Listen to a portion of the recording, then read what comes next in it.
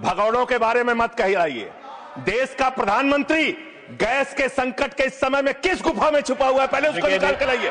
मध्य Asia के अंदर जो युद्ध चल रहा है इजराइल और अमेरिका और ईरान के बीच में, आप क्यों इजराइल की चमचागिरी में खड़े हो गए, जिसके कारण से हिंदुस्तान को आज गैस का संकट भुगतना पड़ रहा है। पूरा देश लाइन में खड़ा है, गांव लाइन में खड़ा है, शहर लाइन में खड़ा है, एक एक इलाका लाइन में खड़ा है, होटल बंद हो रहे हैं। मान्यवर, मोरवी के अंदर आप सुनने जरूर उपस्थित रहना, बोल के चले मत जाना। मैं भगौड़ा कौन है, ट्रंप की गुलामी कौन कर रहा है, पूरा देश देख रहा है। मान्यवर, मैं अदम गोंडवी जी की चंद लाइनों से अपनी बात शुरू करना चाहता हूं कि तुम्हारी फाइलों में गांव का मौसम गुलाबी है, तुम्हारी फाइलों में गांव का मौसम गुलाबी है, मगर ये आंकड़े झूठे हैं, ये दावा किताबी है। सर, भारत की सरकार ने जब विकसित भारत की कल्पना की है तो उस कल्पना के तहत गांव को कहां रखा है, आपके माध्यम से यह देश को मालूम होना चाहिए। हमारे टोटल बजट का भारत सरकार ने जो पूरा बजट 2026 और 27 के लिए प्रस्तुत किया मान्यवर, उसका मात्र 3.6% बजट ग्रामीण विकास के लिए रखा है।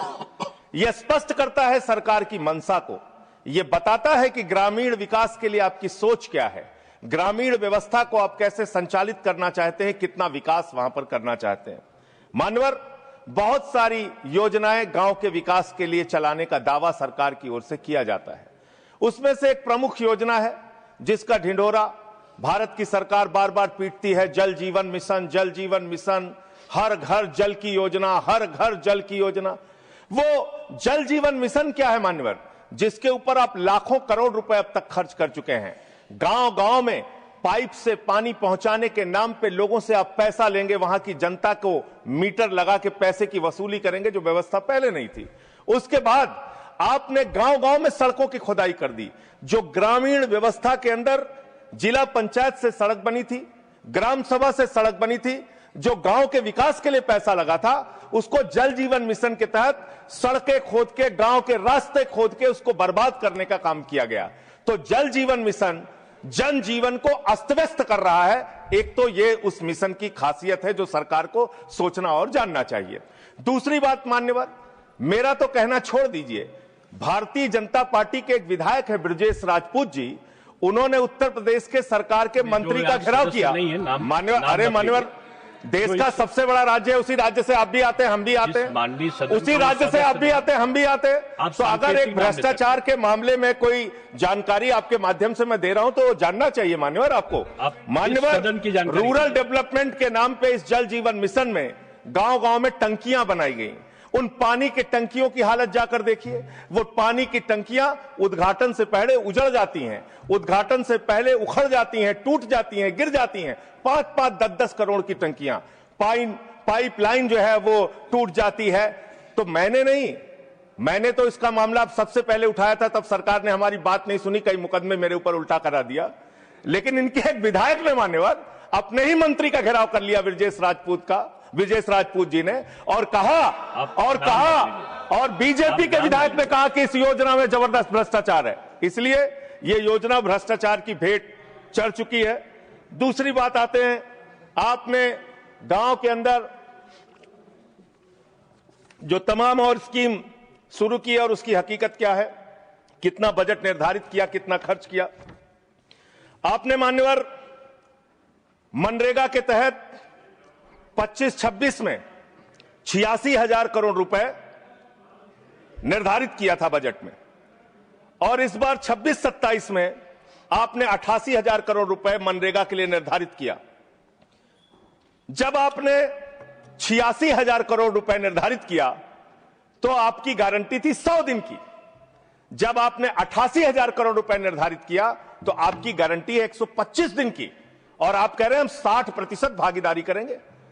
पिछले कई वर्षों से, जब से प्रधानमंत्री नरेंद्र मोदी जी बने हैं इस देश के, और जब से भारतीय जनता पार्टी की सरकार है, मनरेगा की स्कीम में इस सदन के अंदर मैं पूरे जिम्मेदारी से बोलना चाहता हूं, एक भी साल में 50 दिन से ज्यादा आपने रोजगार नहीं दिया। मनरेगा स्कीम को आपने मारने का काम किया, खत्म करने का काम किया, और उसके बाद आपने कह दिया 40% राज्य सरकारों की हिस्सेदारी होगी, जो राज्य सरकारें ज्यादातर घाटे में चल रही हैं। चलिए वो भी आपने कर दिया जो आपको करना था, आपने स्कीम पास कर दी जी राम जी की।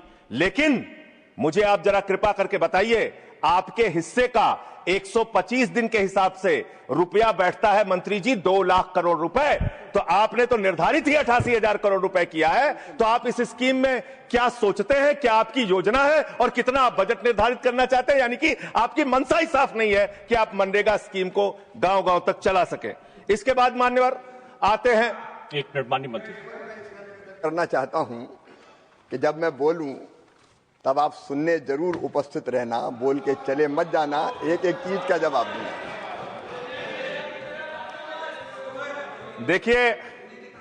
देखिए मान्यवर, भगौड़ा इस समय कौन है पूरा देश जान रहा है। भगौड़ों के बारे में मत कहिए। देश का प्रधानमंत्री गैस के संकट के इस समय में किस गुफा में छुपा हुआ है, पहले उसको निकाल के लाइए। पहले उसको निकाल के लाइए। प्रधानमंत्री किस गुफा में छुपे हुए हैं? प्रधानमंत्री के बारे में आप हमारे ऊपर टिप्पणी कर रहे हैं, का प्रयोग नहीं करेंगे। आप हमारे ऊपर टिप्पणी कर रहे हैं, ये आप हमारे ऊपर टिप्पणी कर रहे हैं। पूरा देश गैस की लाइनों में खड़ा है, प्रधानमंत्री गुफा में छिपे हुए हैं। प्रधानमंत्री को निकाल के लाइए, प्रधानमंत्री को निकाल के लाइए। मुद्दों पे बात नहीं करेंगे। इस्तेमाल किया है, ये शब्द ठीक नहीं है। अरे मान्यवर, आप मेरा समय जा रहा है। मान्यवर मान्यवर, मेरा समय जा रहा है, कृपा करके समय। जी राम जी पर रात को 1:30 बजे तक मैंने चर्चा सुनी और जब उत्तर देने की बारी आई तो विपक्ष भाग गया था। इसलिए मैं निवेदन कर रहा हूं कि रहना जरूर, एक एक चीज का जवाब दूंगा, एक एक चीज का।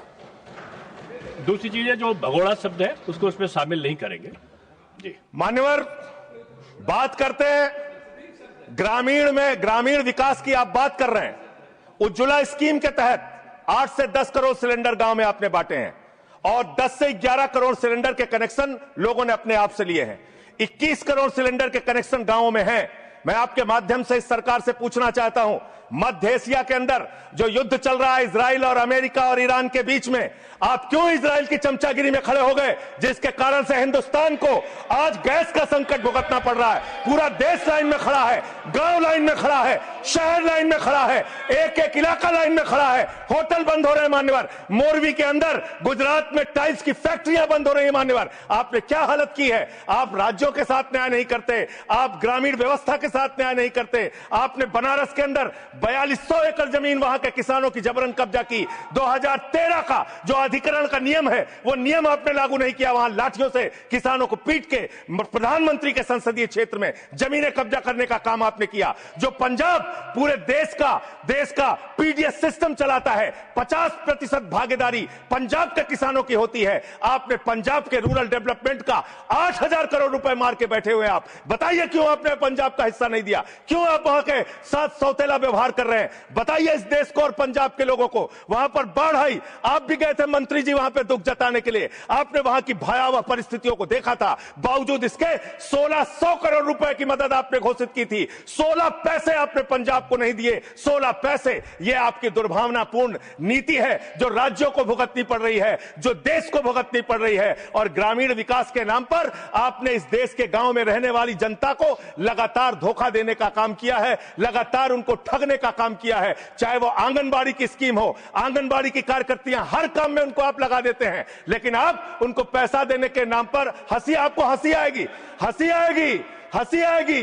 आंगनबाड़ी की योजना गांव में ही चलती है, गांव में ही चलती है, हंसी आएगी आपको। मान्यवर, मैं अंत में एक ही बात कहना चाहता हूं। मंत्री जी ने कहा भागिएगा नहीं, मैं बिल्कुल बैठ के आपकी एक एक बात को सुनूंगा मंत्री जी, ध्यान से सुनूंगा। जितनी बात मैंने कही है उसका पूरा जवाब दीजिएगा और अगर आप जवाब नहीं दे पाएंगे तो मुझे भी उस वक्त बोलने का अवसर दीजिएगा।